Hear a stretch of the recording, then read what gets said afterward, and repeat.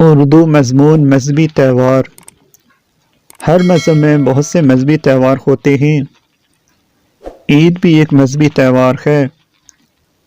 یہ مسلمانوں کا مذہبی تہوار ہے۔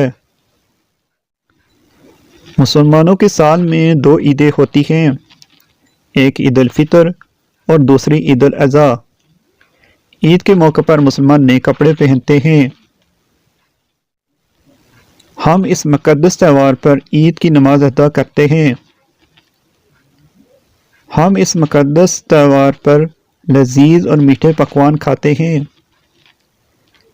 عید خوشیوں اور مسرت کا تہوار ہے۔ ہمیں اس پیارے مذہبی تہوار پر غریب اور نادار لوگوں کی مدد کرنی چاہیے۔